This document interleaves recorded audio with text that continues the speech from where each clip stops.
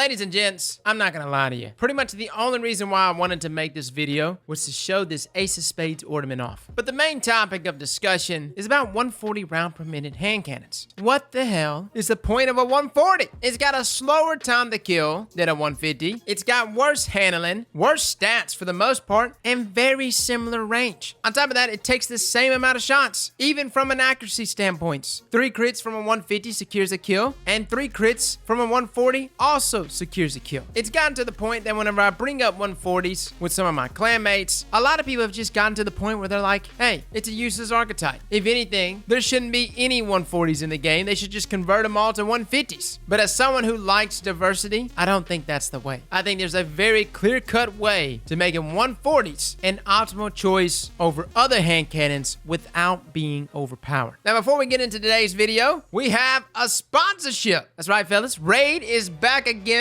This is that turn-based RPG game you've heard us talk about a number of times. Listen, fellas, I like this game, all right? I know feelings about this game. I know what you're thinking. It's a mobile game. Maybe it's because it takes me back to my ogre battle roots, but Raid has got a huge diversity of champions to choose from, as well as entire factions, not just single factions, to marry yourself up to. I've got a few factions that are my favorite. Orcs are pretty wicked. They've got some mean champions. Matter of fact, one of my favorite champions here, which is just a shaman, is actually one of my best champs in the game. But there's a lot of great champions from all of these factions. One of the most intriguing factions to me is actually the Skinwalkers. Yeah, they've got a lot of creepy champions, right? But this is where my Smash Lord is, which is my only legendary champion that I currently have in my possession. But something that Smash Lord possesses is the increase in ally HP inside of dungeons. And this transitions so well into all of the different tournaments, the Spider's Den, Ice Golem's Peak, the Almighty Fire Knight, as well as dealing with that pesky Notorious Dragon. And you really want to do these tournaments, guys. You get all kinds of rewards and artifacts, on top of that just being absolutely fun. Now down below is a link to Raid Shadow Legends. New players get 100,000 silver plus 50 gems, 1 energy refill, as well as the free champion Executioner. He's actually in the Night Revenant faction as a defense champ, and he's a very strong champion. By the way, big shout out to Raid Shadow Legends for sponsoring today's video. Now let's get back to it. 140s, fellas. 140s have pretty much come up short every which way in comparison to 150s. Base time to kill. You've got 150s with a 0.8 second time to kill value at 3 crits, and you got 140s with a 0.87 time to kill value also at 3 crits. Now I know that seems like a minimum difference. Where it really starts to bite you is mid gunfight. In those duels, you land a crit, I land a crit, you land a crit, and I land a crit. That fraction of a second that you have, that you're landing your crit before me, 9 times out of 10, if I'm rocking a 140, it will mess my shot up. So yeah, even though there's not that big of a difference here in time to kill, it makes all the difference when dueling against some of the best hand cannons in the game right now, which are Waking Vigil, Dire Promise, Spare Rations, Thorn, Rose, a number of 150s that absolutely overshadow 140s. Matter of fact, when we actually narrowed down on the 140s, in my eyes, that are the best currently, you got Ace of Spades, which is not really a good representation of where all the 140s sit, because Ace is one of the few 140s that's able to hang, but that's mainly due to Memento Mori, that increase in damage, the whopping amount of damage it's able to do, on top of having one of the best range stats in the game. Honestly, where a lot of us get it wrong is we think 140s are in a good state just because Ace can compete. But whenever I bring up one of my favorite Road All-Stringers right here, which by the way is a beautiful, great hand cannon, this is when you really start to see 140s dip. Went into a lot of games with it. It did all right, but everything that it was doing, I could have easily done better with an average rolled 150. Needless to say, guys, these legendary 140s is where you really start to see this weapon archetype suffer inside of PvP. And I mean, the list goes on. You've got Better Devils, 10 Paces, Kindle Orchid, which can roll with one of the godliest rolls in the game, Old Fashioned, which just came back to us in Season of Dawn, and we reviewed some of the best rolls you could possibly get. Despite all the potent rolls that these 140s have, you still see everybody using 150s. Consider that auto rifles in that 600 round per minute archetype have a 0.7 time to kill value. Well, hell, you need a hand cannon that has the best optimal time to kill you could possibly get, and that is from our 150 round per minute hand cannons. But one of the things I really want to point out that I very much dislike about 140s is actually in its intrinsic perk here. This adaptive frame intrinsic perk, which states that it's well-rounded grip, reliable, and sturdy. Now, I bring up this intrinsic perk because most intrinsic intrinsic perks have a benefit, okay? If you take rapid fire frames, you actually gain increase in your reload speed by 50% when your mag is empty. Lightweight frames increase movement speed as well as strafing. It is so beneficial when it comes to movement, and in something like Destiny where movement is such a key component to the game, lightweight aids in every single category and it stacks with other movement exotics. Precision frame comes with a default counterbalance pretty much. You want your recoil to be completely vertical? Use precision frame. Aggressive frame intrinsically has high caliber rounds. That's right. You don't have to roll high cal on that aggressive frame weapon. You don't have to. It has it intrinsically. But adaptive frame intrinsic perk weapons has no perk being added. Nothing. Even though it states what it states, saying that the weapon is more reliable as well as sturdy. But as far as hand cannons go, adaptive frames appears to offer no intrinsic benefit. Now, there has been some speculation about adaptive frames in other archetypes, like adaptive snipers, of course the Amelon adaptives, which are a 3-round burst sidearm. Some people have said that the adaptive snipers actually have hidden hand, which is extra aim assist built into its intrinsic perk. And I can believe that. I mean, when you think about Beloved, it's got some crazy hit registration at times. But whatever added benefit that adaptive is supposed to give here to hand cannons doesn't seem to transfer. Just doesn't seem to be present. And I can't help but think that in many of my gunfights while using a 140, I could just be using a 150 with a faster time to kill, better movement speed, better handling. So again, I ask the question, what's the point of a 140? The answer to that is absolutely nothing as of now. Really nothing. Bungie has been stingy with 140s for some unknown reason, and I really don't know why. Even last year, before the range nerf, before Bungie really started to target hand cannons and knock their range down, 150s were still being used over 140s. But to me, the most shocking thing is that you have an auto rifle with a 0.7 time to kill value with an optimal range of 30 meters or less, and that is just with a base roll auto. We're not even talking about God roll Gilliards or other well-rolled auto rifles out there. To me, guys, it's the same thing that we've been asking for a very, very long time. 140s has to have some level of forgiveness over 150s in order to give it any type of value, especially considering it has a 0.87 time to kill value. Currently, right now, 140s can actually 2 crit 1 body, 0 resilience guardians. It may be able to do 1 resilience guardians, but I know there is some rounding of numbers and stuff. What we're asking for, though, is nothing crazy, nothing outlandish here. A 140 should still only do 70 damage per crit, I get it, but simply upping its body shot damage to 50 per body would allow it to 2 crit 1 body guardians in 0.87 seconds for guardians at 4 resilience or less. 4 resilience, and for the most part, most guardians, that's kind of like where they sit, you know, 4 resilience. Some of them might overcompensate, go maybe 5 or 6 resilience to deal with Thorn, but I think that's a perfectly good trade-off. I would actually rather it did slightly more damage than that, actually upping its crit damage to 71 damage per crit and 50 damage per body. This would put it at that 192 threshold, allowing it to 2 crit 1 body guardian, 6 resilience or less. Now, none of these hand cannon changes, especially to 140s, is going to break the sandbox. I mean, you're not going to wake up tomorrow and suddenly look at your Gilliard or your Surus Regime, throw it on the ground and start pissing on it. Auto rifles are clearly the winner here, at least in time to kill. And we're not even talking about forgiveness. You want to talk about a weapon type that allows you to spray? Well, obviously, auto rifles allows that. Now, I'm not wanting to target auto rifles. I don't want to go in there and slash them down because we've already experienced a sandbox, pretty much all of Forsaken and up until Season of the Worthy, auto rifles were not good. I think the only thing we're asking for is to give us a good reason to use some of these other weaker archetypes. And by making something like a 140 round per minute hand cannon require 1 less crit to secure a kill, you would be amazed how much that one small change would result in a lot of people giving 140s another go. So that is my thoughts on 140s, guys. It doesn't nearly have the benefits that other intrinsic perks have, at least our hand cannons that are 140s. On top of that, it has a poor time to kill and a lack of forgiveness. And simply making an adjustment like this won't put it on top, but it'll at least give it a fair shake. And I think a lot of the changes that were made in the past was like Bungie's knee-jerk reaction to dealing with Ace of Spades. They constantly have been trying to keep Ace of Spades down. Everything from nerfing Memento Mori to dropping the perk activation when you swap weapons, all kinds of stuff. To me, though, all of those changes that you made previously went out the window when we start reaching an optimal time to kill of 0.7 seconds on our other weapons. At that point, you're gonna have to start raising the lethality of these other weapon archetypes or watch them die. Fellas and ladies, thank you all for coming and watching, and as always, slap that like button like your mama told you right.